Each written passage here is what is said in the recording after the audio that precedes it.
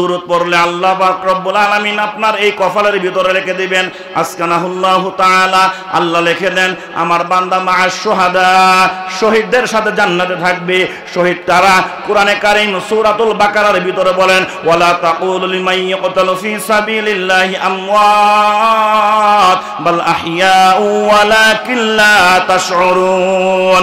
রব্বুল আলামিন বলেন শহীদ তো তারা যারা জিন্দা করার জন্য, কোরআনকে বুলন্দ করার জন্য, কোরআনের আইনকে বাস্তবায়ন করার জন্য সুদের বিরুদ্ধে কোরআনের আয়াত লাগায়, ঘুষের বিরুদ্ধে কোরআনের আয়াত লাগায়, বেপরদার বিরুদ্ধে কোরআনের বয়ানগুলো করে, মা বাবার পক্ষে বয়ানগুলো করে, নাফরমানদের বিপক্ষে কোরআনের আয়াতগুলো বজ্রকণ্ঠে কয়। ওই বান্দাকে যদি সাইদির মতো 11 বছর না 17 বছর 100 বছর জেলে রাখাও যদি তাকে মারা হয়, সে কোরআনের পক্ষে কথা বলেছে।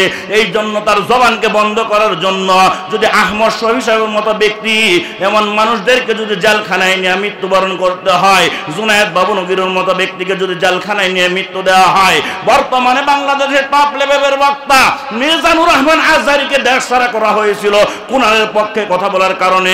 এই ব্যক্তিকে যদি কোরআন বলার কারণে ফাঁসির কাস্টে ঝুলানো হয়, তাকে যদি গুলি করে মারা হয় কোরআনের পক্ষে কথা বলার কারণে, ওই ব্যক্তিটা শহীদ, ওই ব্যক্তিটা শহীদ, ওই ব্যক্তিটা শহীদ। ঠিক কিনা জোরে বলেন? এমন বান্দাকে তোমরা মৃত বলিও না, বাল আহইয়াউ ওয়ালাকিন লা তাশউরুন, বরং তারা জীবিত। কোরআন পড়তে যায় যদি কোনো আলেম মাটির চাপা খেয়ে মরে যায়, কোরআন শিখাইতে যায় যদি বিদ্যুৎ স্পর্শে কোনো মানুষ মারা যায়, কোরআন শিখাইতে যাইয়া যদি হাফেজে কোরআনকে যদি কোরআন শিখাইতে যাইয়া গভীর রাত্রে ওযু করার জন্য বান্দা উঠেছে, ঠান্ডা জোরে মারা গিয়েছে, ওই বান্দারা শহীদ হবে, ওই বান্দারা শহীদ হবে। তার বিপক্ষে দেশকে রক্ষা করার জন্য, ইসলামকে রক্ষা করার জন্য বুকের তাজা রক্ত দিয়ে যদি আল্লাহর পক্ষে ঝাঁপিয়ে পড়ে কোনো মানুষ মারা যায়, ওই ব্যক্তিটাও শহীদ। ওই ব্যক্তিকে তোমরা মৃত বলিও না। হাসরের দিন আমার বান্দা দুনিয়া থেকে যেই অবস্থায় বিদায় নিয়েছে, আমি আল্লাহ তাআলা তাকে হাসরের দিন ওই অবস্থায় উঠাবো। হাসরবাসীরা বলবে এই আল্লাহ, এই বান্দার অবস্থা এমন কেন, মাথা নাই, এই বান্দার অবস্থা এমন কেন, হাত নাই, এই বান্দার অবস্থা এমন কেন, এখান থেকে রক্ত ঝরছে। হাসরবাসীদেরকে আল্লাহ ডাক দিবেন, এই হাসরবাসী, আমার এই বান্দা কোরআনকে জিন্দা করার জন্য, ইসলামকে জিন্দা করার জন্য, সুন্নতকে জিন্দা করার জন্য যুদ্ধের ময়দানে মাথা হারাইছে, আমি মাথা ছাড়া উঠাইছি। যুদ্ধের ময়দানে হাত হারাইছে, আমি হাত ছাড়া উঠাইছি। যুদ্ধের ময়দানে বুকের তাজা রক্ত দিয়ে জিহাদ করেছিল, এই জন্য এখন রক্ত ঝরছে। এই বান্দার কোনো হিসাব নাই, হিসাব নাই। এই বান্দা আমার জান্নাতের সবচেয়ে উঁচু স্থানের মেহমান হয়ে গেছে।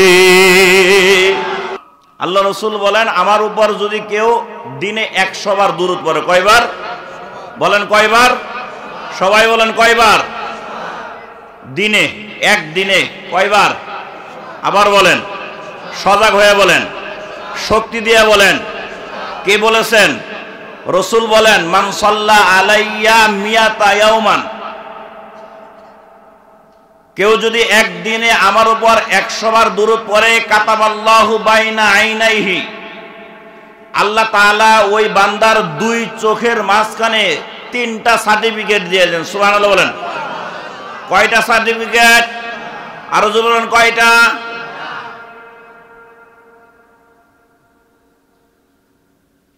এক নাম্বার সার্টিফিকেট হলো বারাআতুম মিনান নিফাক। রব্বুল আলামিনের দোস্ত আমার আপনার নবী হাদিস শরীফে বলেন, কেউ যখন আমার উপর 100 বার দুরূদ পড়ে একদিন, রব্বুল আলামিন তার নামটা মুনাফিক থেকে কেটে দেন। সুবহানাল্লাহ বলেন। কারণ মুনাফিক যারা হবে তাদের জন্য আল্লাহ রাব্বুল আলামিন দুজকের সবচেয়ে নিকৃষ্ট স্থান, যেটা মিন দারকিল আসফালি মিনান নার, জাহান্নামের সবচেয়ে নিচু জায়গা, সবচেয়ে বেইজ্জতির জায়গা, সবচেয়ে খারাপ জায়গা, সবচেয়ে কঠিন জায়গা যেটা হবে, ওইখানে মুনাফিকদেরকে আল্লাহ শাস্তি দিবেন। ওই স্থানটা মুনাফিকের জন্য বসবাসের স্থান বানাইছেন। এখন যারা মুনাফিক হয় তাদের ব্যাপারে আল্লাহ রাব্বুল আলামিন খুব গুসা করে বলেন, মুনাফিক তারা যারা এক কথা বলে কাজ করে আরেকটা, একজনকে বলে একটা, তার পিছু হইলে বলে আরেকটা, মসজিদে যায় ওয়াদা একটা, বাহিরে এসে আরেক কাজ। এক সময় এক কথা, সুযোগ পাইলে এই কথাকে পরিবর্তন করে, সুযোগ পাইলে দুই দিক থেকে টাকা খায়, সুযোগ পাইলে দুই পক্ষকে সাপোর্ট করে, দুইজনকে মিথ্যা সান্ত্বনা দেয়। এমন মুনাফিক সমাজে আছে না নাই? আমরা কি মুনাফিক? কথা বলেন মুনাফিক। আল্লাহ বলেন বান্দা তোমার বলতে হবে না, তুমি যদি আমার দোস্ত মুহাম্মাদুর রাসূলুল্লাহ সাল্লাল্লাহু বলেন, এই বয়ানই চলতেছে, সাল্লাল্লাহু আলাইহি ওয়াসাল্লামের বয়ান চলতেছে।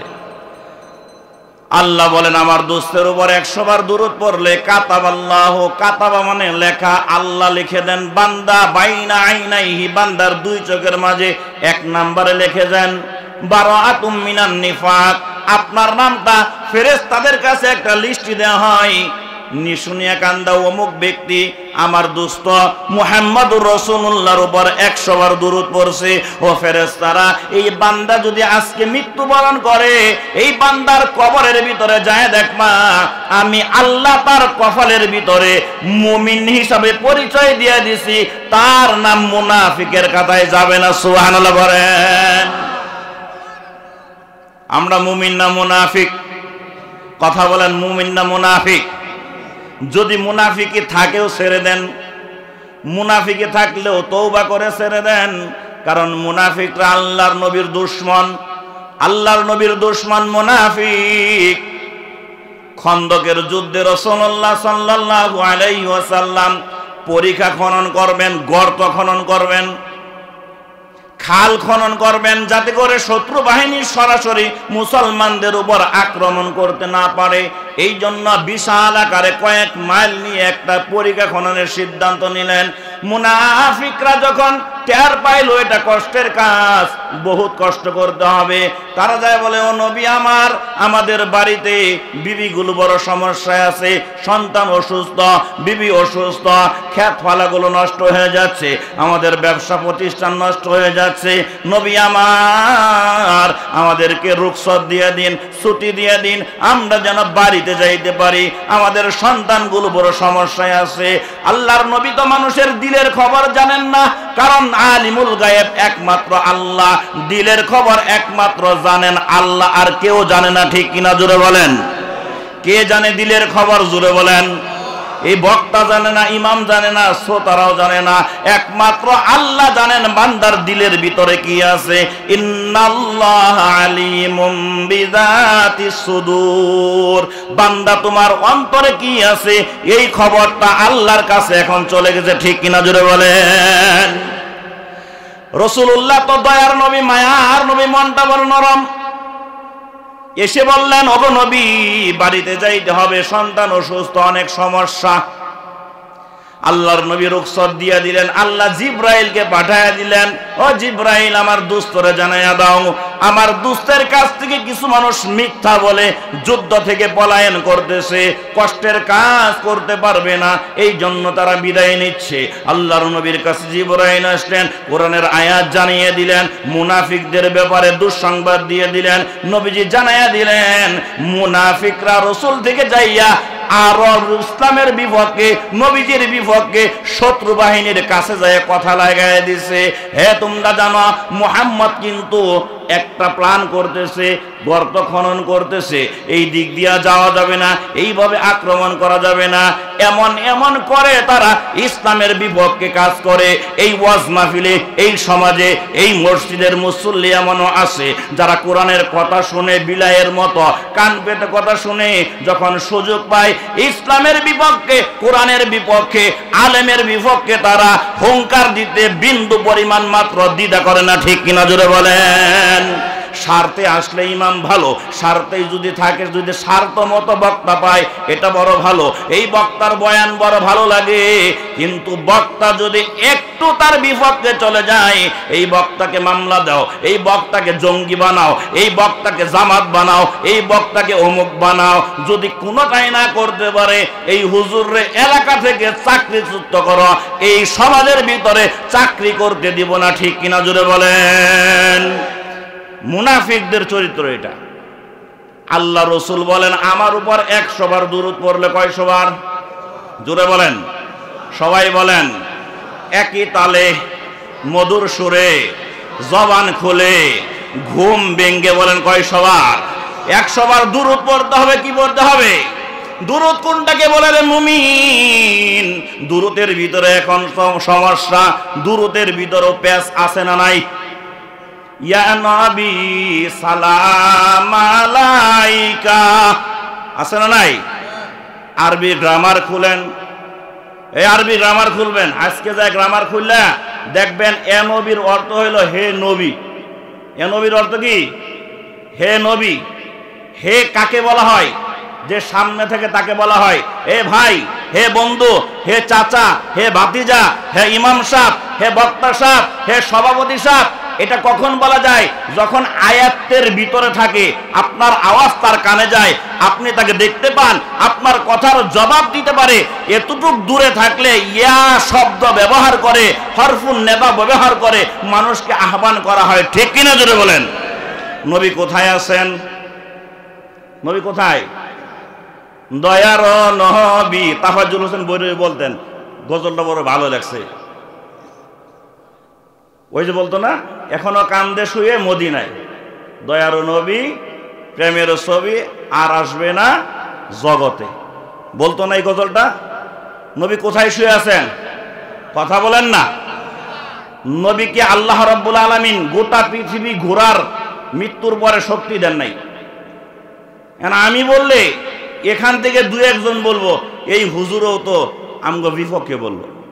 ইয়া নবী কোনো দুরূদ নামিয়া, ইয়া নবী রসুলের সাথে একটা বেয়াদবি। কি দবি? বেয়াদবি। ইয়া নবী যেখানে আল্লাহ ইয়া আইয়ুহান নবী শব্দ ব্যবহার করেছেন, সম্মান সূচক শব্দ ব্যবহার করে রসুলকে সম্বোধন করেছেন।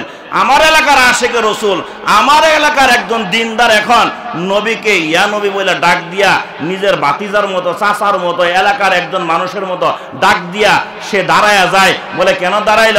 তাজিমে মুহাম্মাদুর রাসূলুল্লাহ সাল্লাল্লাহু আলাইহি ওয়াসাল্লাম, মুহাম্মাদের সম্মানে দাঁড়ায়া গেলাম। কিরে মুহাম্মদকে কোথায় পাইলি?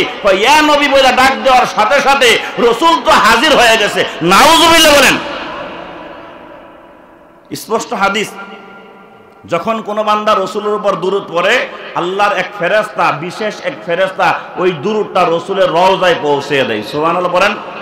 আপনি বলেন তো ভাই, চাচা, বাপ যারাই আছেন, সুস্থ ব্রেনটে বলেন, শেষ নবী একজন ব্যক্তি না?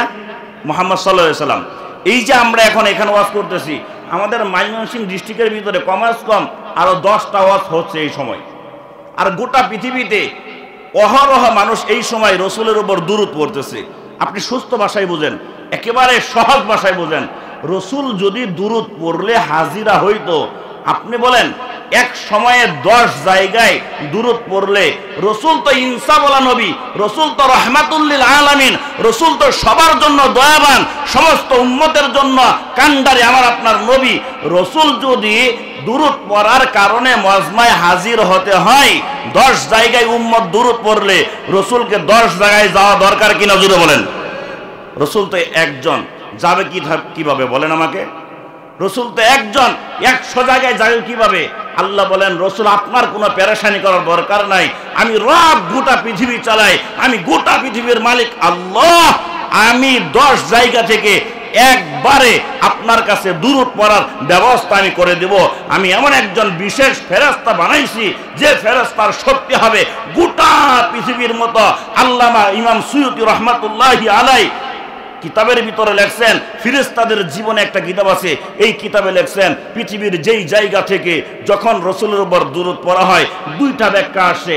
একজন ফেরেশতাকে আল্লাহ গোটা পৃথিবী নিয়ন্ত্রণ করার ক্ষমতা দিয়েছেন দুরূদের ব্যাপারে।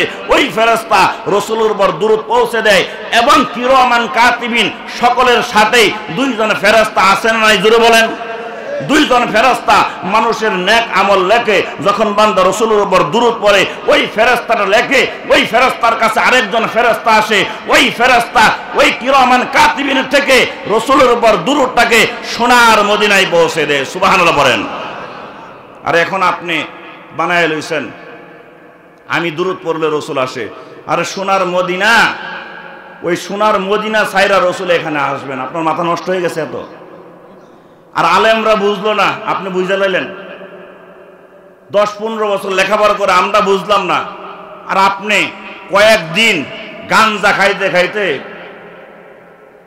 রাগ করেন না। চুলগুলোর জট বানাইছেন, দাড়ির কোনো সিস্টেম নাই, আপনার 5 ওয়াক্ত নামাজের ফরজিয়াত গুলো জানা নাই, ওযুর ফরজ জানেন না, গোসলের ফরজ জানেন না। আপনি আইসা বলেন বহস হবে হুজুরের সাথে, হুজুর পারে কিনা দেখবো। হুজুর এত মগা হইছে, মুসির লগে একজন আলেম যায় লাগবে। কথা বলেন ঠিক কিনা? আপনি বললে আমার যাইতে হবে? আপনি তো আমার সামনে দাঁড়াইয়া আলিফ বা 29টা অক্ষর সুজাভাবে বলতে পারবেন না মিয়া। অহংকারে বলি নাই মিয়া, যাচাই করে বলছি। এমন মানুষ আছে আলিফ বা 29টা অক্ষর বলার তার ক্ষমতা নাই, এই ব্যক্তি বলে আমি মারেফতের সম্রাট হয়ে গেছি রে, আয় আমার কাছে খানকা জমাবো আমি। ঠিক কিনা জোরে বলেন মিয়া? হ্যাঁ মরলে লাল কাপড় বাঁধে, হ্যাঁ মরলে ডেক বড়ায়, হ্যাঁ মরলে পাড়া জব করে। নাউজুবিল্লাহ, এমন ফির আছে পাড়া জব করে। পাড়া খাওয়া হালাল, হারাম না। পাড়া যদি পরিষ্কার করে রাখতে পারেন, দুর্গন্ধ না থাকে, এটা খাওয়া হালাল। রাগ হয়েছেন কে কে? হাত উঠান। রাগ হয়েছেন কথায়? ডন কেয়ার। রাগ হইলে কোনো সমস্যা নাই, কারণ আমার উপর রাগ হবেন এটাই স্বাভাবিক। আমি তো আপনার এলাকার ওই ছেলেটা, যেই ছেলে আপনার সাথে একসময় স্কুলে পড়তো, এক সময় যেই ছেলেটা হাফ প্যান্ট পরছে, এক সময় আপনার সাথে মাছ ধরছে, একই বাজারে বাজার করে, একই চাউলের বস্তা থেকে চাল নিয়ে খায়, একই বাজারে কলার ছড়ি নিয়ে কলা খায়। আমার ব্যাপারে তো আল্লাহ পুরাপুরি সার্টিফিকেট সরাসরি আমারে দিয়া দেয় নাই হাতে, আমি জান্নাতি। যিনি জান্নাতি আল্লাহর পক্ষ থেকে সার্টিফিকেট পেয়েছেন, রাহমাতুল্লিল আলামিনের সার্টিফিকেট পেয়েছেন, ইমামুল মুরসালিনদের নবীদের সার্টিফিকেট পেয়েছেন, এমন একজন মহামানব যার উপরে কোনো সৃষ্টিকুলের কোনো মাখলুক নাই, এমন একজন মহামানব যখন এই কথাগুলো বলছে, আরবের মানুষগুলো বলছে এ পাগল হয়ে গেছে, তাকে পাগলা গারায় ভর্তি করো, তার কথার মিল নাই। আর আমারে বলবেন না, এটা তো হইতেই পারে না। ঠিক কিনা জোরে বলেন? আমারে বলবেন এটা আমি জানি, কিন্তু আপনি বলাতে আমার কিচ্ছু আসে যায় না। আকাশে যখন পূর্ণিমার চাঁদ উদিত হয়, তখন কুকুরের মাথা নষ্ট হয়ে যায়। কিসের মাথা? কুকুরের মাথা নষ্ট হয়ে যায়। কুকুর বলে এই চাঁদকে দূর করতে হবে। কেন? এই কুকুর যখন রাস্তায় হাঁটে, গাছের ছায়ার মাঝখান দিয়ে যখন আলো আসে, কুকুর ঝাপসা দেখে। কি দেখে? কুকুরে কিন্তু অনেক পাওয়ার চোখে, জানেন তো? কুকুর, শিয়াল, বিড়ালের চোখে অনেক পাওয়ার, কিন্তু তারা চন্দ্র উঠলে ঝাপসা দেখে। যত গভীর রাত হয়, যত অন্ধকার রাত হয়, কুকুরের পাওয়ার বাড়ে, চোখের পাওয়ার বাড়ে। তো কুকুর যখন দেখে চন্দ্র উঠছে, তখন উপরের দিকে দেখেন, লক্ষ্য করে দেখেন কুরআন কি বলে। কুকুর উপরের দিকে মাথা দিয়ে হু হু করে। কেন করে জানেন? উপরের দিকে গালি দেয়, এই তুই কে রে আমার দুশ্মন, তুই উদিত হইলি, তোর কারণে আমি চোখে ঝাপসা দেখি, তুই বিদায় হয়। কুকুর সারা রাত কান্না করে, সারা রাত ডেকে চন্দ্রকে দূর করতে পারছে? কথা বলেন, পারছে? পারবে? কখনো পারবে না। অথচ ইসলামের বিরোধিতা যারা করে, কোরআনের বিরোধিতা যারা করে, হক্কানি আলেমের বিরোধিতা করে, তারা সর্বোচ্চ জাহান্নামী হইতে পারে, এর বেশি কিছু না। ঠিক কিনা জোরে বলেন? আলোচনা অন্যদিকে যাচ্ছিল, ঘুরাই নিয়ে আসলাম। কয়শো বার দুরূদ পড়তে হয়? 100 বার। দিনে কয়শো বার? 100 বার দুরূদ পড়লে আল্লাহ রাব্বুল আলামিন 3টা সার্টিফিকেট নাই বান্দার 2 চোখের মাঝে 3টা সার্টিফিকেট দিয়ে দেন। 1 নম্বরের সার্টিফিকেট হলো বারাআতুম মিনান নিফাক, বান্দাকে মুনাফিক থেকে নাম কাটাইয়া মুমিনের দপ্তরে বান্দার নাম লিখে দেন। সুবহানাল্লাহ। 2 নম্বরে আল্লাহ রাসূল বলেন বারাআতুম মিনান নার। 2 নম্বরে আল্লাহ রাব্বুল আলামিন ওই বান্দার নামটা জাহান্নাম থেকে কেটে দেন। সুবহানাল্লাহ বললেন না?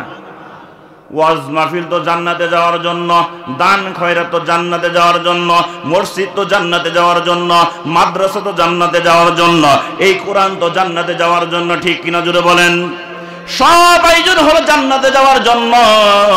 আল্লাহ যদি কোনো বান্দার নামটা জাহান্নাম থেকে কেটে দেন, কোন বান্দার নামটা যদি জান্নাতি বলে ঘোষণা দিয়ে দেন, আসমানের নিচে জমিনের উপরে ওই বান্দার চেয়ে দামি আর কেউ হইতে পারে না। ঠিক কিনা জোরে বলেন? আমরা সকলে কোথায় যেতে চাই? জান্নাত না জাহান্নামে? জোরে বলেন, জোরে বলেন। জান্নাতি মানুষদের হুঙ্কারে বলেন, জান্নাতে যেতে চাই না জাহান্নামে যেতে চাই? কারা কারা জান্নাতে যেতে চাই? নারায়ে তাকবীর। হয় নাই, নারায়ে তাকবীর, নারায়ে তাকবীর। রব্বুল আলামিন যতগুলো মানুষ জান্নাতে যাওয়ার উদ্দেশ্যে হাত উঠাইছে, আল্লাহ আমাদের গুনাহ আছে আমরা জানি, তারপরে তুমি রহমান, তুমি দয়াবান, তুমি মহব্বত করে আমাদেরকে বানাইছো, গুনাহ খাতাগুলো মাফ করে তোমার জান্নাতের মেহমান হিসাবে সবাইকে কবুল করে নাও। আর জোরে বলে আমিন।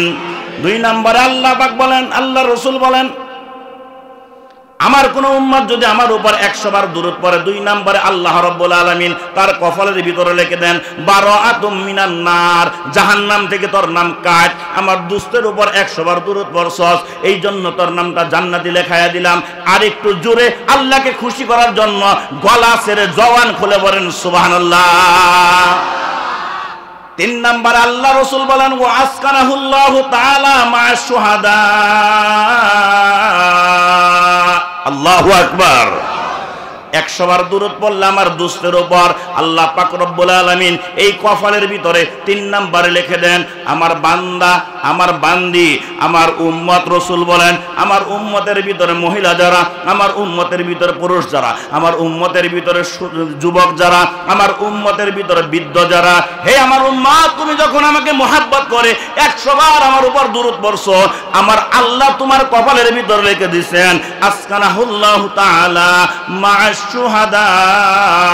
আমার এই বান্দাটা কারো সাথে থাকবে না, কারো সাথে থাকবে না, আমার বান্দাটা আমার জান্নাতে আমার শহীদ বান্দাদের সাথে থাকবে। শহীদ কারা? শহীদ কারা? আমগো এলাকার শহীদ? হ্যাঁ, শহীদ ফকির না শহীদ আছে তো অনেক বংশের নাকি? এই শহীদ কোন শহীদ? শহীদ সারোয়ার এবার হয়েছে নাকি? শহীদ সারোয়ার সাহেব না? শহীদ কারো? যারা জাগা লইয়া মারামারি করে একজনে আরেকজনে মারছে, এরা শহীদ না? মিথ্যা মামলা করে রাস্তায় পাইছে, রাইতেই হোতায় লাইছে বাইরে, এ শহীদ। চুরি করতে যায় মরছে, এটা বলে শহীদ। আছে না নাই?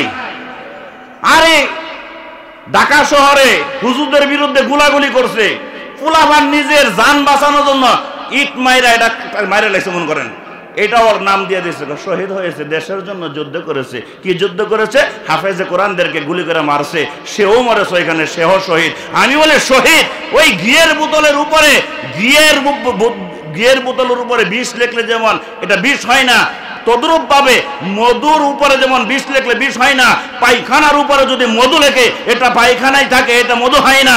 দুধের বোতলের উপরে যদি দুধের সিল মাইরা উপরে বিষ দিয়া এটাকে বিষকে দুধ বানাইতে চান, যেমন সম্ভব না। আল্লাহকে খুশি করা ছাড়া কেউ যদি দিনের জন্য, দিনের বিপক্ষে, আল্লাহকে খুশি করা ছাড়া দিনের বিপক্ষে অস্ত্র চালায় মরে, সে কুত্তা শহীদ। ঠিক কিনা জোরে বলেন? দুরূদ পড়লে আল্লাহ পাক রব্বুল আলামিন আপনার এই কপালের ভিতরে লিখে দিবেন আসকানাহুল্লাহু তাআলা। আল্লাহ লিখে দেন আমার বান্দা মা'আশ শুহাদা, শহীদদের সাথে জান্নাতে থাকবে। শহীদ কারা? কোরআনে কারীম সূরাতুল বাকারার ভিতরে বলেন ওয়ালা তাকুলু লিমান ইয়াকতালু ফি সাবিলিল্লাহি আমওয়াত বাল আহইয়াউ ওয়ালাকিন লা তাশউরুন। রব্বুল আলামিন বলেন শহীদ তো তারা যারা জিন্দা করার জন্য, কোরআনকে বুলন্দ করার জন্য, কোরআনের আইনকে বাস্তবায়ন করার জন্য সুদের বিরুদ্ধে কোরআনের আয়াত লাগায়, ঘুষের বিরুদ্ধে কোরআনের আয়াত লাগায়, বেপরদার বিরুদ্ধে কোরআনের বয়ানগুলো করে, মা বাবার পক্ষে বয়ানগুলো করে, নাফরমানদের বিপক্ষে কোরআনের আয়াতগুলো বজ্রকণ্ঠে কয়। ওই বান্দাকে যদি সাইদের মতো 11 বছর না 17 বছর 100 বছর জেলে রাখাও যদি তাকে মারা হয়, সে কোরআনের পক্ষে কথা বলেছে। এই জন্য তার জবানকে বন্ধ করার জন্য যদি আহমদ শহীদ সাহেবের মতো ব্যক্তি, এমন মানুষদেরকে যদি জেলখানায় নিয়ে মৃত্যুবরণ করতে হয়, জুনায়েদ বাবুনগীরের মতো ব্যক্তিকে যদি জেলখানায় নিয়ে মৃত্যু দেওয়া হয়, বর্তমানে বাংলাদেশের টপ লেভেলের বক্তা মিজানুর রহমান আজহারীকে দেশ ছাড়া করা হয়েছিল কোরআনের পক্ষে কথা বলার কারণে। এই ব্যক্তিকে যদি কোরআন বলার কারণে ফাঁসির কাস্টে ঝুলানো হয়, তাকে যদি গুলি করে মারা হয় কোরআনের পক্ষে কথা বলার কারণে, ওই ব্যক্তিটা শহীদ, ওই ব্যক্তিটা শহীদ, ওই ব্যক্তিটা শহীদ। ঠিক কিনা জোরে বলেন? এমন বান্দাকে তোমরা মৃত বলিও না, বাল আহিয়াউ ওয়ালাকিন লা তাশউরুন, বরং তারা জীবিত।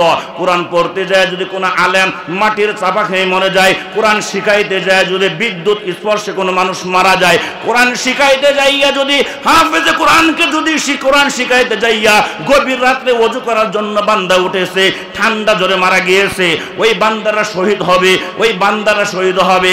তার বিপক্ষে দেশকে রক্ষা করার জন্য, ইসলামকে রক্ষা করার জন্য বুকের তাজা রক্ত দিয়ে যদি আল্লাহর পক্ষে ঝাঁপিয়ে পড়ে কোনো মানুষ মারা যায়, ওই ব্যক্তিটাও শহীদ। ওই ব্যক্তিকে তোমরা মৃত বলিও না।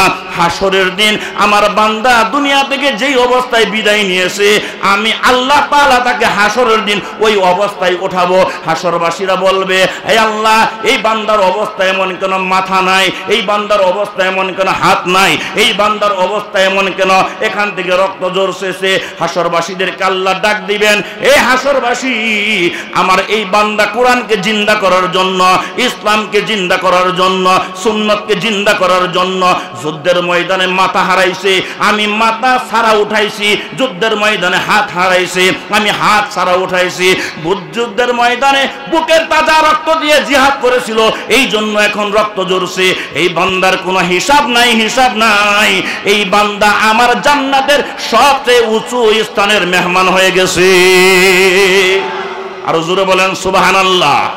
আল্লাহ রসুল বলেন, আমার উপর যদি কেউ 100 বার দুরূদ পড়ে, আমার আল্লাহ তার কপালের ভিতরে লিখে দেন, আমার এই বান্দা দুনিয়ার কোনো সাধারণ মানুষের সাথে থাকবে না, আমার বান্দা শহীদদের সাথে জান্নাতের সবচেয়ে উচ্চ স্থানে থাকবে। চাই কিনা শহীদদের সাথে থাকতে? ওরান হয়ে গেছেন তো, বয়ান করে আমি ওরান না, আপনি কথা বলছেন সুবহানাল্লাহ কইতে পারেন না রে।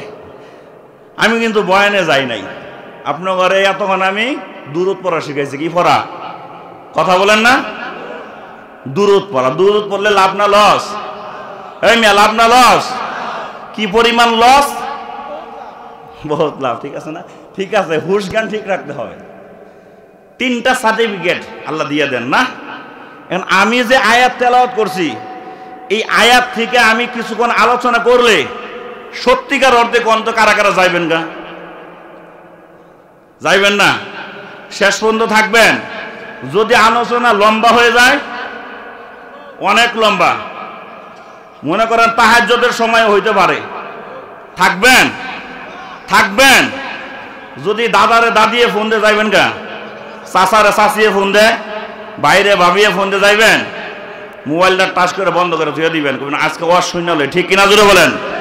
সামনে রমজান চলে আসছে, মাহফিল তো আর নাই, আছে আজকেই শেষ মাহফিল, মরলে মাহফিলেই মরমু, এইখান থেকে যেন জানাজা দিয়ে জান্নাতে যেতে পারে। ঠিক কিনা জোরে বলেন?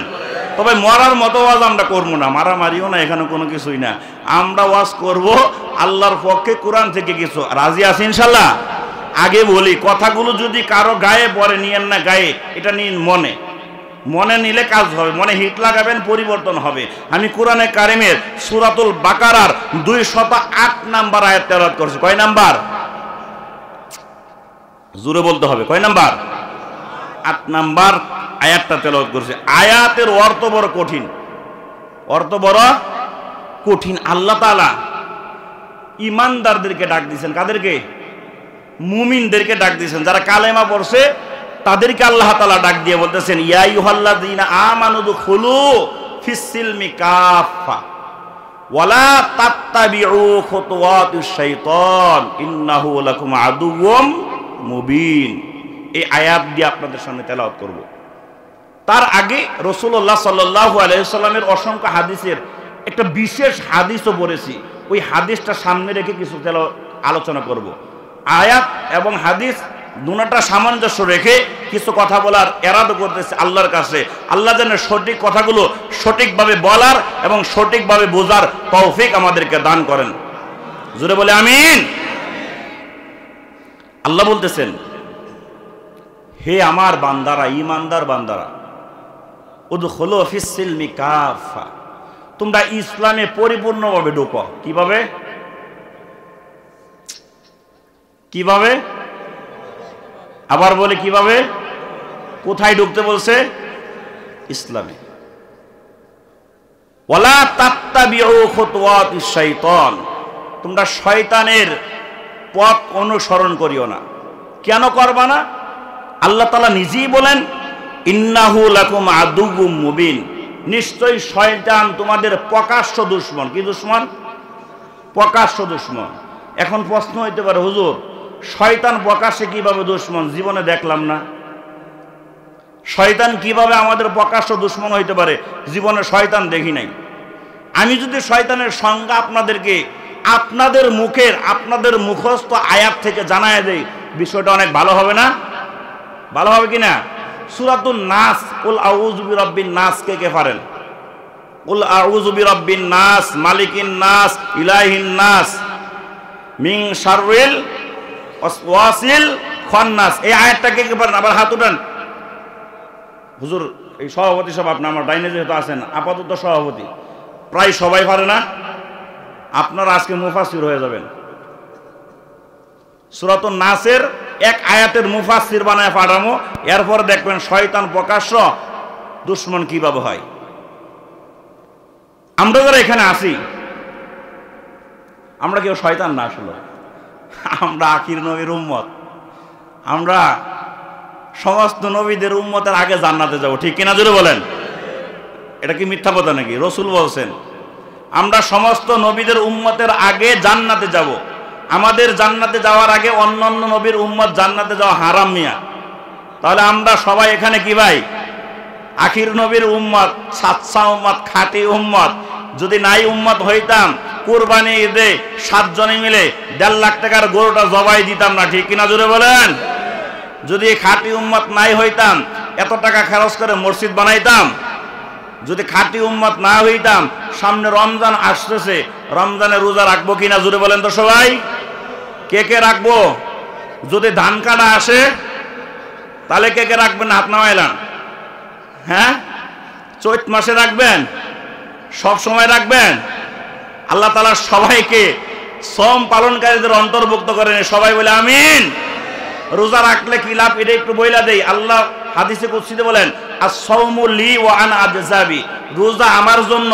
কেউ যদি রমজানের রোজা আমার জন্য রাখে, সমস্ত আমলের সওয়াবের প্রতিদান আমি ফেরেশতার মাধ্যমে দিব, অন্যনের মাধ্যমে দেব। একমাত্র রোজার সওয়াব আমি আল্লাহ তাআলা বান্দাকে নিজ হাতে দিয়ে দেব। সুবহানাল্লাহ বলেন। তো আমরা শয়তান কিভাবে আমাদের প্রকাশ্য শত্রু, এইখানে যাচ্ছিলাম আমরা। এখানে যারা আছেন, আপনাদের জীবনে এমন হয়েছে, নামাজের আজান হয়েছে, আপনি দোকানে বসে রয়েছেন, আপনি নামাজে যাইতে চাইছেন, আপনার কোনো বাল্যকালের বন্ধু অথবা আপনার কোনো পার্টনার, আপনার কোনো ব্যবসায়িক পার্টনার বা এলাকার মানুষ বাজার করতে আসছে, আপনি বলতেছেন ভাই আমি বাজারে আসছি, নামাজের আজান হচ্ছে, আমি মসজিদে নামাজ পড়বো। ওই ব্যক্তি আপনাকে বললেন ভাই নামাজের ওয়াক্ত অনেক আছে, আপনি এখন যায়েন না, আপনার সাথে একটু জরুরি কথা আছে, কথাটা সেরে নেই, তারপরে আপনি নামাজে যান। ওই ব্যক্তি বলতেছে ভাই আমি তো জামাত পাবো না। ওই ব্যক্তি বলতেছে জামাত না পাইলেও তো নামাজ হয়, আপনি একটু পরে যান। আপনি বলতেছেন না ভাই মসজিদের জামাতে যে নামাজ পড়ি। ওই ব্যক্তি রাগ হয়ে গেল, আরে ভাই জরুরি কথা বলবো, আপনি নামাজে যাচ্ছেন কেন, একটু দাঁড়ান। এমন বন্ধু বা এমন প্রতিবেশী বা এমন বাজারের আপনার পরিচিত লোকের সাথে এমন ঘটনা হয়েছে কিনা কোনোদিন জোরে বলেন? হয়েছে।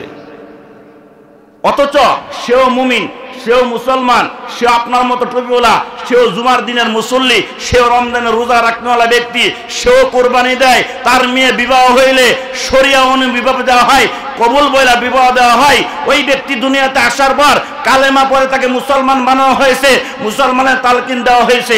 ওই ব্যক্তিটাও এক সময় মক্তবে যাইতো, কিন্তু কালের বিবর্তনে, সময়ের বিবর্তনে অসৎ মানুষের সাথে থাকতে থাকতে আল্লাহর দেওয়া ইমান নষ্ট করে, আল্লাহর দেওয়া আমানত ইমানকে ধ্বংস করে এখন ওই ব্যক্তি নামাজ পড়ে নাই। ভিতরে দেখাইছে মুনাফিকের আলামত, আর উপরে একজন মুমিন হিসাবে বাংলাদেশ সার্টিফিকেটের ভিতরে তার নাম মুমিন, ইসলাম ধর্মের ভিতরে আছে। এমন ব্যক্তি যখন বলবে আপনি নামাজে পড়ে যান, তখনই বুঝবেন এই ব্যক্তি হইল গোপনীয় দুশমন, যার উপরের লেবাস মুসলমান, ভিতর হইল নামাজের বিপক্ষে, কোরআনের বিপক্ষে, আল্লাহর বিপক্ষে, ইসলামের বিপক্ষে। ঠিক কিনা জোরে বলেন? আর শয়তান যে আমাদের প্রকাশ্য দুশমন, এটা আল্লাহ কোরআনেই বলে দিয়েছেন। সুবহানাল্লাহ পড়েন না?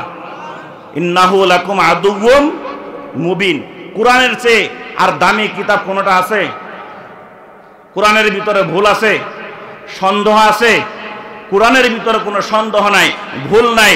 কোরআন যা বলছেন তাই হবে, তাই হবে। এক বিন্দু পরিমাণ মাত্র কোরআন এদিক সেদিক হবে না, ঠিক কিনা জোরে বলেন? যেখানে কোরআনে কারীম রব্বুল আলামিনের নিজের কথা, রব্বুল আলামিন নিজেই বলছেন ইন্নাহু লাকুম আদুউম মুবিন, নিশ্চয়ই শয়তান তোমাদের প্রকাশ্য দুশমন। বুঝছেন কথাটা? শয়তান আমাদের কি? প্রকাশ্য দুশমন। এই জন্য আমরা কোনোদিন বলি নাই যে শয়তান আমাদের বন্ধু হয়ে গেছে। অনেক দিন যাবত শয়তানি করতে করতে শয়তান আমার দুষ্ট হয়ে গেছে, কেউ বলছি? আল্লাযী ইউওয়াসউইসু ফী সুদুরিন নাস মিনাল জিন্নাতি ওয়ান নাস। এই মানুষের ভিতরে, কলিজার ভিতরে, অন্তরের ভিতরে ওয়াসওয়াসা দেয় দুই ধরনের শয়তান। এক ধরনের শয়তান হলো জিন শয়তান, আরেক ধরনের শয়তান হলো মানুষ শয়তান। মিনাল জিন্নাতি ওয়ান নাস আল্লাযী ইউওয়াসউইসু, এই সূরাটার কথাই তো বলেছিলাম। মানুষের অন্তরে ওয়াসওয়াসা দেয় দুই ধরনের শয়তান। একটা শয়তান হলো জিন্নাতের ভিতরে, যাদেরকে শয়তান বলে আল্লাহ তাআলা ঘোষণা দিয়েছেন। আরেকটা শয়তান হলো মানুষের ভিতরে, যারা মানুষকে কোরআনের বিপক্ষে নিয়ে যায়, তারা হইল মানুষ শয়তান, ঠিক কিনা জুড়ে বলেন? মানুষ শয়তান বড় কঠিন, বোঝা যায় না, কাছে চলে, কাছে থাকে, আস্তে আস্তে ঈমান হারা বানায়। জিন শয়তান থেকে বাঁচা বড় সহজ।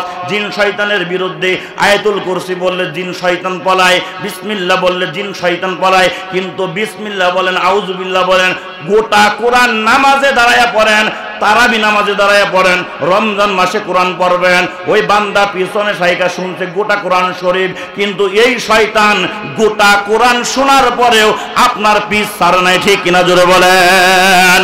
আর জিন শয়তানকে আপনি আয়াতুল কুরসি বইরা, সূরা ফাতিহা বইরা, তিনবার সূরা ইখলাস বইরা ফু দিবেন, শয়তান বাংলাদেশ ছাইরা পৃথিবীর এক প্রান্তে পলাবে, ঠিক কিনা জোরে বলেন?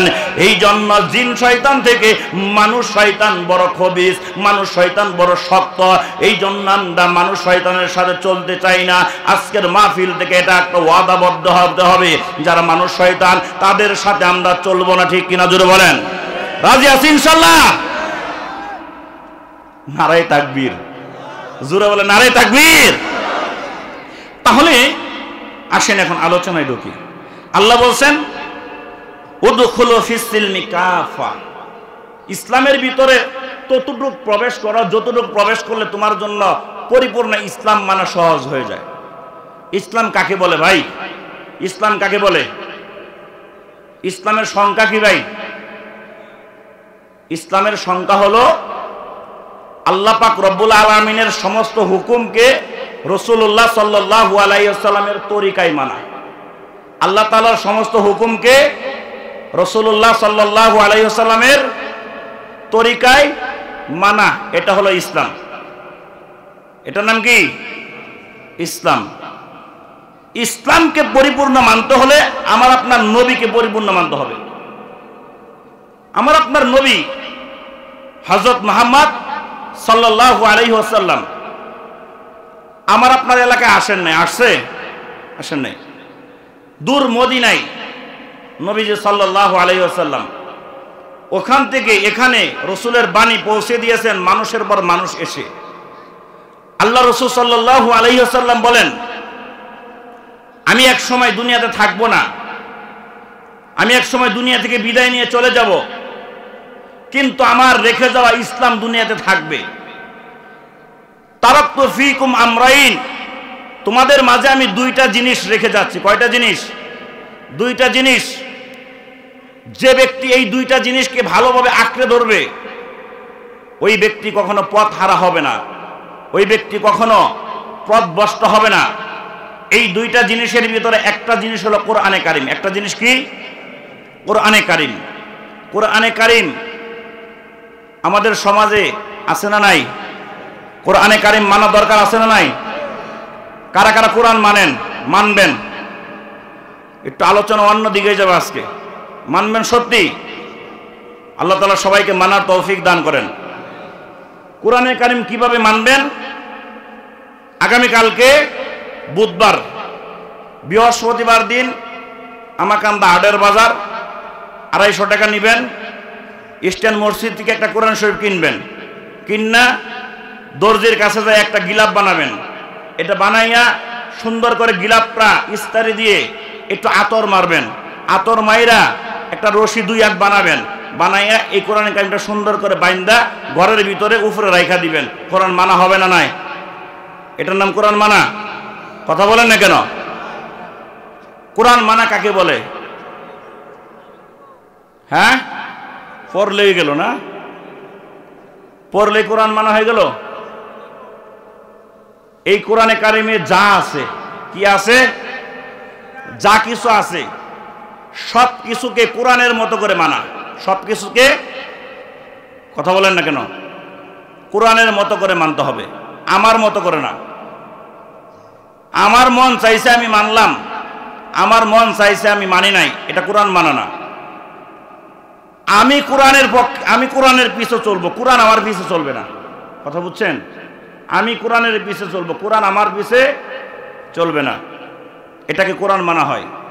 কোরআন যদি মানতে চান, 1 নম্বরে যে কথাটা বলবো, এই কথাটা আমি বাংলা ভাষায় বলে দেই। আপনাদের মেয়ে, আপনাদের বউ, আপনাদের খালা, আপনাদের মা, আপনাদের পুতের বউ, নাতি বউ, বাতিজার বউ, এরা যারা আছে এদেরকে 1 নম্বরে ঘরের ভিতরে বন্দি রাখতে হবে। কি রাখতে হবে? বন্দি রাখতে হবে। বাহিরে যদি ছাড়তে হয় তাহলে পর্দা সহকারে ছাড়তে হবে। কি সহকারে? কথা বলেন, কি সহকারে? আমাদের সমাজের সবচেয়ে অবহেলিত কোরআনের আয়াত হলো পর্দা। কি জোরে বলেন? পর্দার আয়াত সবচেয়ে অবহেলিত। পর্দার আয়াতকে মানুষ এত নিচে নিয়ে গেছে, এত নিচে নিয়ে গেছে, পর্দার আয়াতের দলিলকে খণ্ডন করে, ভঙ্গ করে আজকে জেনার মতো কাজের ভিতরে মানুষ অহরহ লিপ্ত হচ্ছে। ঠিক কিনা জোরে বলেন? আজকে আমাদের সমাজের মানুষের জীবন গড়ার সবচেয়ে প্রথম ধাপ হইল একজন মানুষের পারিবারিক সংসার শুরু করা। কি সংসার? পারিবারিক সংসার শুরু করা। এটা হলো বিবাহের মাধ্যমে পূর্ণতা পায়। কিসের মাধ্যমে? বিবাহের মাধ্যমে পূর্ণতা পায়। আমাদের এলাকায় একেবারে সবচেয়ে অবহেলিত সর্বপ্রথম ইসলামের যে কাজ, বিবাহের সময় মেয়ে দেখার সময় যে কাজটা করা হয়, কান সোজা করেন। এই যে সাদা দাড়িওয়ালা মুরব্বী যারা আছেন, দাদা হন, এর আগে সোজা হন। বুড়া বুঝালেন পুরা, না হইলে কিন্তু কবরে গেলে আড্ডি করবো কি? গুড়া। গুড়া বুঝেন? আল্লাহ আড্ডি করবো গুড়া।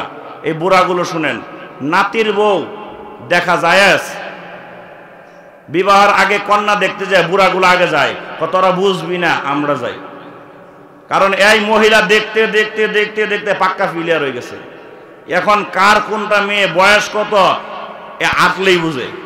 এজন্য বুড়া গুনাহ করতে করতে, জিনার মতো গুনাহ করতে করতে দাঁত পড়ে গেছে, চোখে দেখে না। এখনো রাস্তা দিয়ে কোনো মেয়ে গেলে যাইতেছে রে। ঠিক না ব্যাঠিক জোরে বলেন? কয়েকদিন আগে ঢাকা শহরে বেপরদায় মানুষ চলার কারণে 11 বছরের একটা মেয়ে, 11 বছরের একটা মেয়ে, মা ক্যান্সারে আক্রান্ত। ঢাকাতে মাকে চিকিৎসার জন্য নেওয়া হয়েছে। মা ক্যান্সার আক্রান্ত, মার চিকিৎসা হবে, মাকে হাসপাতালে ভর্তি করা হয়েছে। এই 11 বছরের নাবালেক মেয়েটা এই মার সাথে হাসপাতালে যাইয়া মাকে বিছনার ভিতরে শোয়াইয়া, এই বরগুনা বাংলাদেশের সর্বশেষ সীমানা, যার পরে হলো আটলান্টিক মহাসাগর, বঙ্গোপসাগর, ওই বঙ্গোপসাগরের কিনারায় এক যুবকের সাথে মাকে হাসপাতালে রাইখা এই মেয়েটা ভেগে গেল। মানুষকে জিজ্ঞাসা করা হইল বয়স কত? বলে 11। 11 বছরের মেয়েরা তো নাবালেক থাকে, তাদের সাথে তো কোনো বিবাহ চলে না, তাদের সাথে তো ইসলামিক শরিয়া মোতাবেক কোরআন দিয়ে বিবাহ দিলে হুজুর মামলা খায়, এলাকার মুরব্বীরা মামলা খায়। এই মেয়েকে কিভাবে বিবাহ দিলা?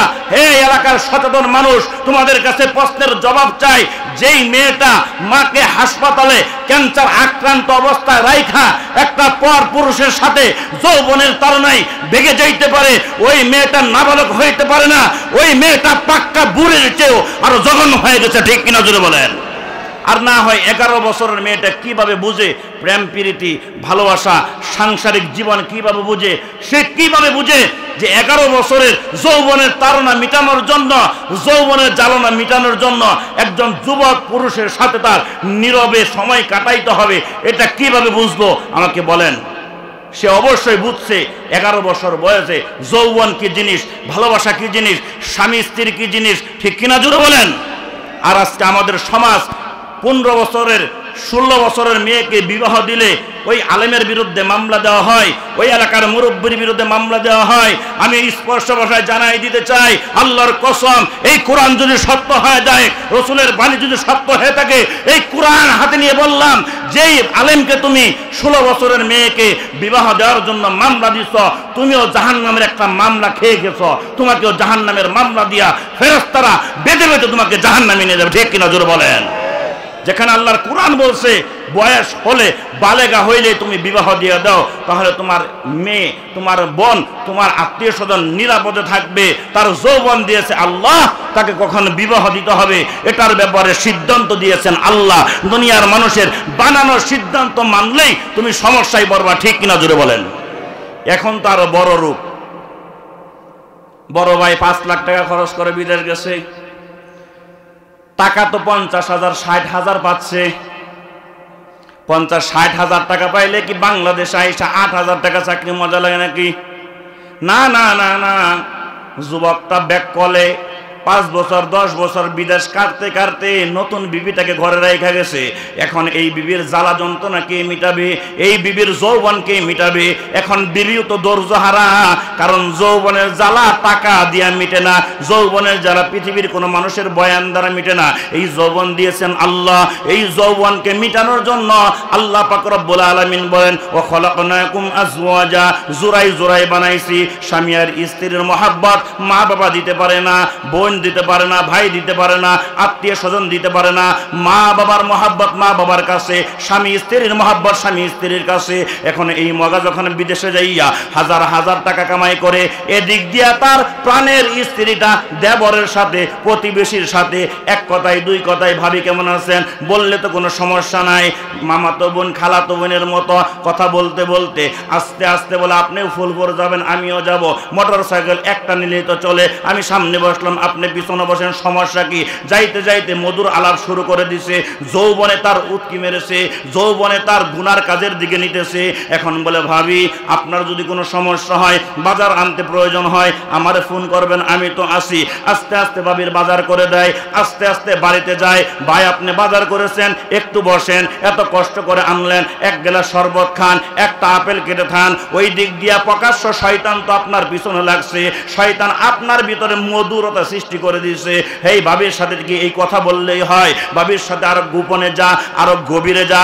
আস্তে আস্তে যাইতে যাইতে খোদার কসম এই সমাজের ভিতরে অহরহ যুবক আছে, অহরহ যুবতীর সাথে যৌবনের তাড়না মিটানোর জন্য জিনার মতো জঘন্য কাজের ভিতরে লিপ্ত হয়।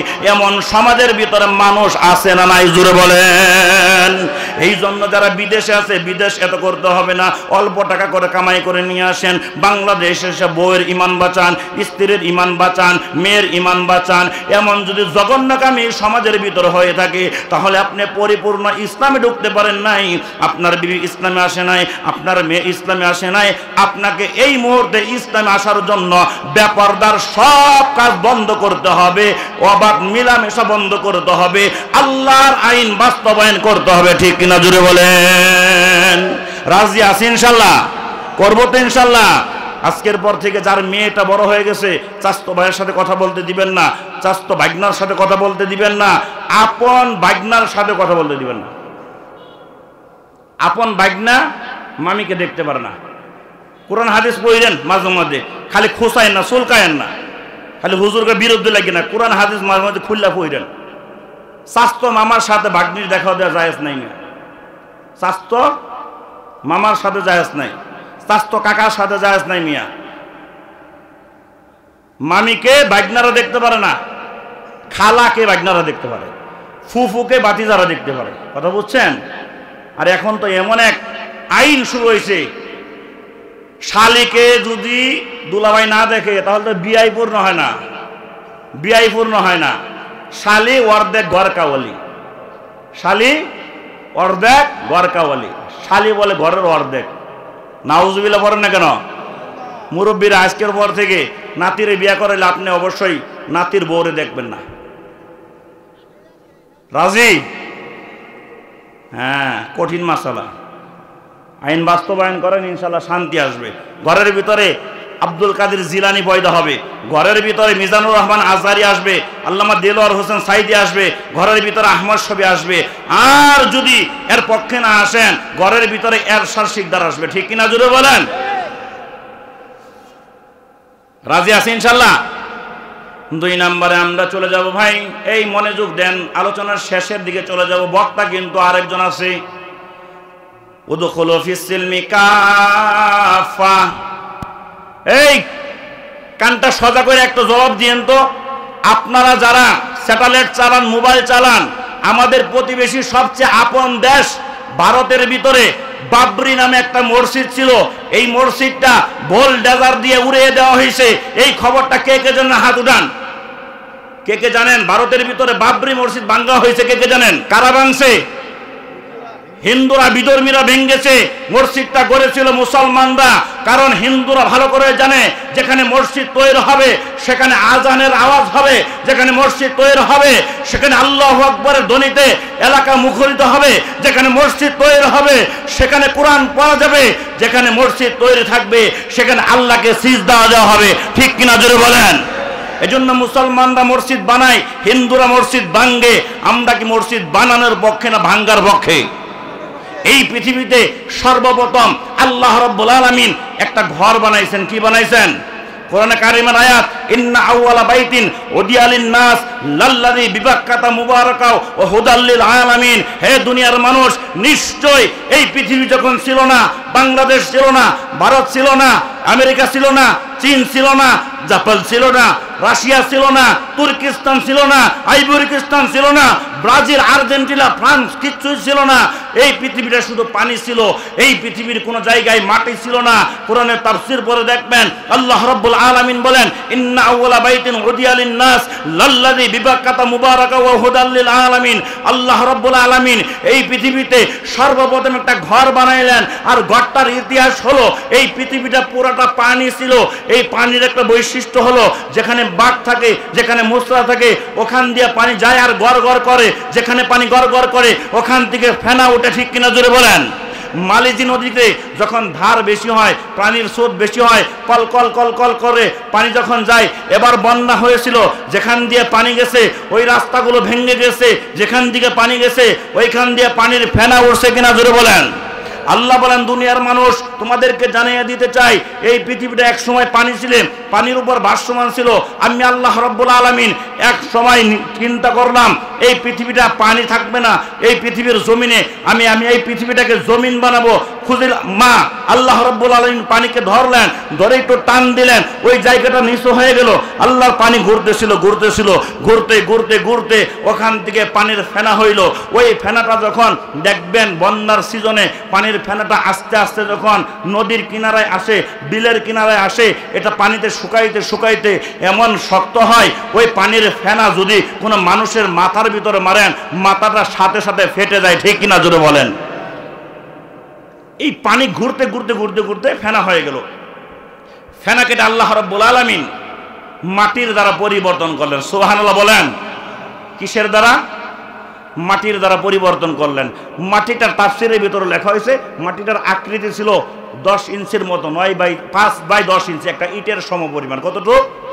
ইটের সম পরিমাণ। ইট যদিও এখন 10 ইঞ্চি হয় না, 8 ইঞ্চি। ইটের ব্যবসায় কিন্তু বড় এখন ঝামেলা আছে, কারণ ইট যখন আনে মানুষ গুইনা রাখে না, এই জন্য 1000-এর ভিতরে 700 দিয়ে বুঝাই দেয়। ঠিক কিনা জুড়ে বলেন? তো গাড়ি বইরা দিয়েছে 2000, আপনি গুইনা দেখেন 136টা নাই। আর ইটের সাইজ ছোট হয়ে গেছে, ইটের সাইজ ছোট হয়ে গেছে। তো আল্লাহ রাব্বুল আলামিন বলেন, ইটটা ছোট ছিল, আমি আল্লাহ রাব্বুল আলামিন দুহিয়াতিল আরদু, এই ইটকে ধরে একটু টান দিলাম, টান দিয়া আমি যেখানে বাইতুল্লাহ স্থাপন করেছি, যেদিকে তাকিয়ে নামাজ না পড়লে নামাজ ভেঙে যায়, যেদিকে চেহারা করে নামাজ না পড়লে নামাজ হয় না, যেদিকে মুসলমান যদি কাবাতি শরীফাতি এই শব্দটা যদি সংযুক্ত নিয়ত না করে দিলের সাথে, ওখানে নামাজ হয় না। কেউ যদি নামাজে দাঁড়াইয়া কিবলা থেকে তার সিনাটাকে ফিরায় নেয়, নামাজটা সঙ্গে সঙ্গে ভেঙে যায়। মুফাসসির কেরাম আছেন, আলেম ওলামা এখানে আছেন, আপনারা দেখবেন নামাজের ভিতরে, ফরজের ভিতরে একটা ফরজ হইল আপনার পুরা বডিটাকে নামাজের সময় কিবলার দিকে রাখতে হবে। ঠিক কিনা জোরে বলেন? আল্লাহ রাব্বুল আলামিন বাইতুল্লাহর যে চক্করটা আছে এতটুক জায়গা বানাইলেন, বানাইয়া এখানে একটা সর্বপ্রথম ঘর বানাইলেন। সুবহানাল্লাহ বলেন, জোরে বলেন সুবহানাল্লাহ। তাহলে পৃথিবীতে সর্বপ্রথম কি হইল? একটা ঘর হইল। কি হইল? একটা ঘর। আল্লাহ রাব্বুল আলামিন যেই ঘরটাকে আমার আপনার আদি পিতা আদম আলাইহিস সালাম দ্বারা জিয়ারত করাইছেন। সুবহানাল্লাহ পড়েন, জবান খুলেন, সুবহানাল্লাহ পড়েন। আমার আপনার আদমের সানি পিতা যেটা নূহ আলাইহিস সালাতু ওয়াস সালাম, নূহ আলাইহিস সালাম ওই ঘরটা জিয়ারত করেছেন, তওয়াফ করেছেন। সমস্ত আম্বিয়া আলাইহিস সালাতু ওয়াস সালামগণ এই ঘরটাকে তওয়াফ করেছেন। এবং কিয়ামত পর্যন্ত পৃথিবীর সব ধ্বংস হয়ে যাবে, সব কিছু ধ্বংস হয়ে যাবে, চূর্ণ বিচূর্ণ হয়ে যাবে, একমাত্র আল্লাহর ঘরটা সর্বশেষ বাকি থাকবে। আল্লাহু আকবার বলেন। এই বাইতুল্লাহতে কে কে গিয়েছেন? মক্কাতে কে গিয়েছেন? আল্লাহু আকবার। পিছন থেকে আছে, এই যে কয়েকজন আছে। বাইতুল্লাহতে আমরা যেতে চাই। কার কার আশা আছে বাইতুল্লাহতে যাব আমরা? বাইতুল্লাহর মেহমান হতে চাই কে কে? বাইতুল্লাহর একজন বিশেষ খাদেম হতে চাই আমরা। আল্লাহ সবাইকে বাইতুল্লাহর সফরের মুসাফির হিসাবে কবুল করেন, সবাই বলে আমিন।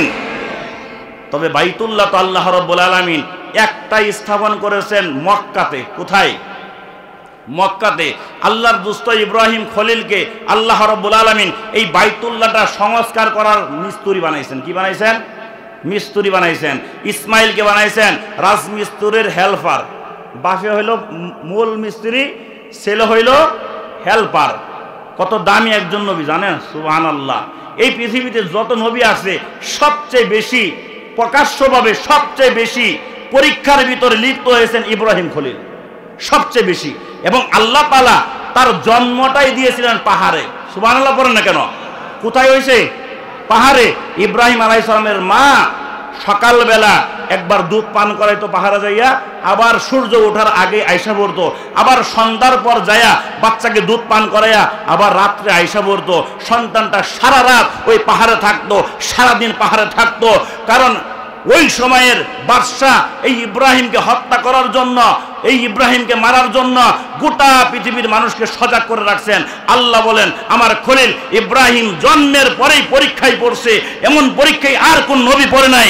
আমার ইব্রাহিমের সাথে যার দুস্থ হয়ে যাবে, বন্ধুত্ব হয়ে যাবে, আমি আল্লাহ তাআলা হাসরের দিন ওই বান্দাকে ইব্রাহিমের সাথে জান্নাতে পৌঁছে দেব। সুবহানাল্লাহ বলেন। ইব্রাহিম খলিল বড় হইলেন, আগুনের ভিতরে ফেলানো হয়েছে, জানেন না? আগুনে পড়ছেন, বাপ হারাইছেন, বাপ নিজে আগুনের ভিতরে ফেলাইছে। আল্লাহ, কত কষ্ট, কত কষ্ট। ইব্রাহিম কানতে কানতে আল্লাহর কাছ থেকে একটা সন্তান পেয়েছেন। রব্বি হাবলি মিনাস সলিহিন, আল্লাহ নেককার একটা সন্তান আমারে দাও। আল্লাহ সন্তান দিয়েছেন। যখন সন্তানটা বালাগাহু মাউস সায়া, যখন হাঁটতে জানে, যখন দৌড়াইতে জানে, যখন একটা গ্লাস আনতে পারে, একটা কথা বললে জিনিস আনতে পারে, এমন মোহাব্বতের সময় আল্লাহ বলছেন গলার ভিতরে ছুরি লাগাও, গলার ভিতরে ছুরি লাগাইয়া আমি আল্লাহর মোহাব্বত প্রকাশ করো। ইব্রাহিম বলে লাব্বাইক, আল্লাহ আমি আমার সন্তানকে তোমার খুশির জন্য জবাই করতে রাজি আছি। আল্লাহু আকবার বলেন। ইসমাইলকে জবাই করতে গেছিল আল্লাহ তাআলা নবী।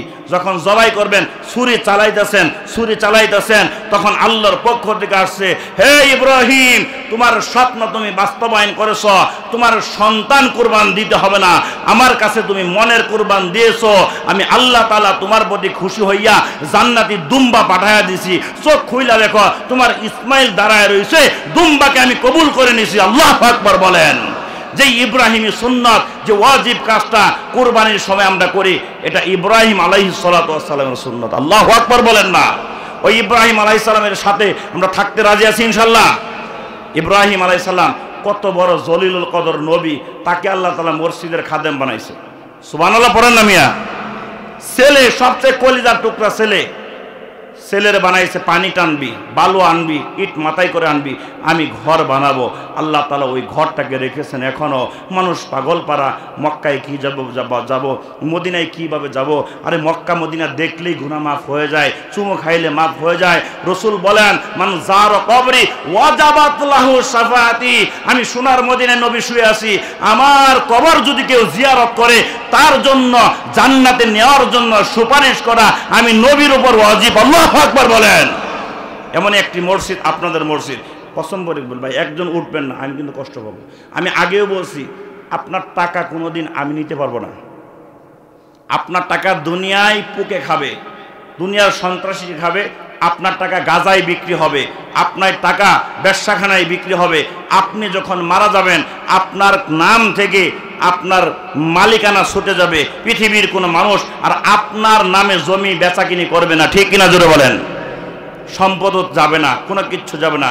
তবে আল্লাহ বলেন, ওয়া আকরিদুল্লাহু কারদান হাসানা, আমাকে যদি কেউ হাওলাত দেয়, আমার কাছে জমা রাখে, আমি আল্লাহ তাআলা তাকে মান জাআ বিল হাসানাতি ফালাহু আশরু আমসালিহা, কেউ যখন আল্লাহর কাছ থেকে একটা নেক নিয়ে কবরে যায় আল্লাহ তাআলা তাকে 10টা নেক দিয়ে দেন। সুবহানাল্লাহ পড়েন।